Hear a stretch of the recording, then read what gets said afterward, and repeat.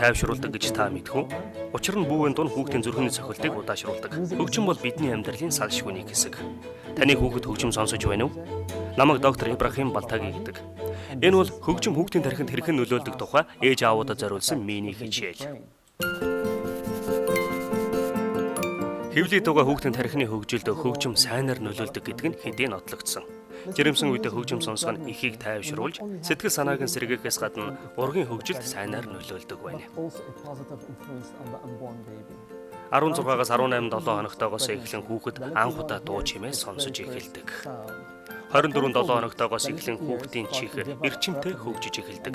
Жирэмсний сүүлийн саруудад хүүхэд гарч буй дуу чимээнд хариу үйлдэл үзүүлж толгоогоо эргүүлдэг болно. Мөн хэвлээд байхдаа хүүхэд ээжийнхээ дуу хоолой ярьж буй хэл үгний бүтэц авиаг ялгаж чаддаг болдог.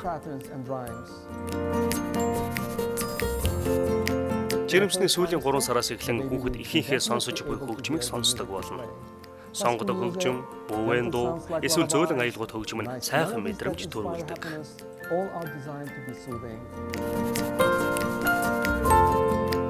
Хүүхдийн бүх талын хөгжлийг хөгжим дэмжиж өгдөг. Мөн сургуульд ороход шаардлагатай хэл яриа, унших чадварыг хөгжүүлдэг. Хөгжмийн зэмсгээр тоглох нь тоо бодох чадварыг сайжруулах зогсохгүй, суралцахад нь сайнаар нөлөөлдөг. Хөгжим хүний сэтгэлийг хөдлөгдөг тул хүүхдийг тайвшруулах хамгийн шилдэг арга болдог. Мөн хүүхдийг унтуулахад тус болно. Хөгжим нь зөөлөн, таатай, тайван аяжтай байх тусам хүүхдийн нойрыг хүргэдэг. Танил дуу хөгжим нь хүүхдийн хувьд хөгжмийн эмчилгээ болж өгдөг. Удаан, зөөлөн давтамжтай хөгжим нь зүрхний цохилтыг удаашруулдаг тул хүүхэд удаанаар амьсгаж эхэлдэг. Мөн аав ээжийн дуу хоолойг буумартаарай. Яагад гэвэл аав ээжийнхэн дуу хоолой түнд танил бас таатай байдаг. Англи хэл дээрх бүүвэн дуу буюу lullaby гэдэг үг нь ээжүүд болон асарч нарын хэлдэг байсан. Лала болон луулу гэдэг авианаас үүссэн гэж ярьдаг. Бай гэдэг нь сайхан ойрсорой гэсэн утгатай үг гэдэг. Бүүвэн дуу нь хүүхдийг тайвшруулж, унтуулах үүрэгтэй.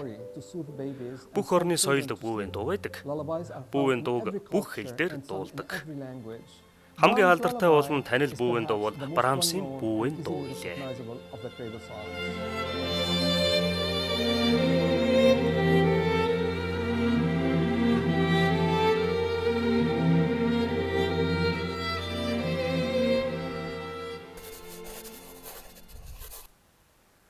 Та хүүхдтэйгээ хамтран хөгжим зохиох үн төлбөргүй олон арга байдаг.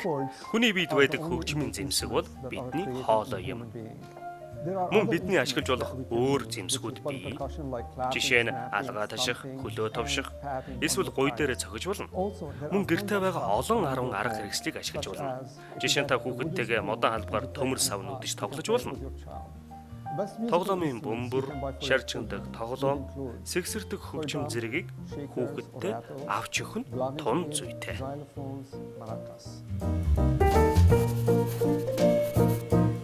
Хөгжим сонсох, эсвэл бусадтай нийлж хөгжим тоглох нь эргэн тойрны хүмүүстэй холбоо үүсгэн нийгэмших мэдрэмжийг хүүхдэд төрүүлдэг.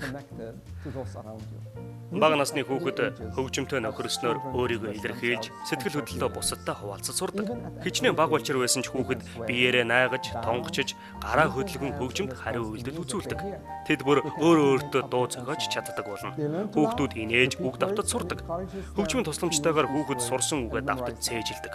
Хөгжмийн бие биетэйгээ харилцсан холбоо тогтоох тархины механизмд нөлөөлдөг. Ингэхдээ хөгжим нь тархины бусдыг ойлгох, итгэх, бусадтай хамтрах үйл ажиллагааг хяндаг хэсэгт нөлөөлдөг.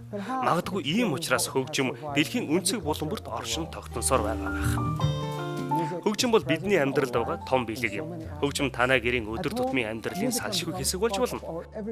Аав ээжүүд хүүхдэд тайвшруулж, хайр халамж, баяр хөөрөө илэрхийлж, харилцаа холбоо тогтоохын тулд төрснөөс нь хойш хүүхэдтэй хөгжим сонсгож болно. Аав ээжүүд хөгжим хүүхдийн хөгжилд хэрхэн нөлөөлдөг талаар сурснаар хүүхдийнхээ байгалийн зүйн совин, нийгэмших чадварыг сайжруулж, бүх насны хүүхдийнхээ хөгжилд эергээр нөлөөлж чадна. Хөгжмийг хүүхэдтэй айлуулга, эрт таниулж эхлээрэй гэж зөвлөмөр байна.